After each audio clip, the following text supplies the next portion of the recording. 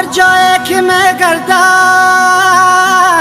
با فکرم کوساران است.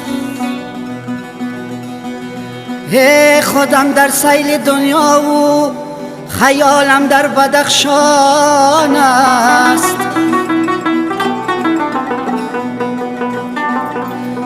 به هر جایی که بیند دل نگاری شوخ چشمان را، ای به چشمم پرتوی خورشید دخترهای شغنان است.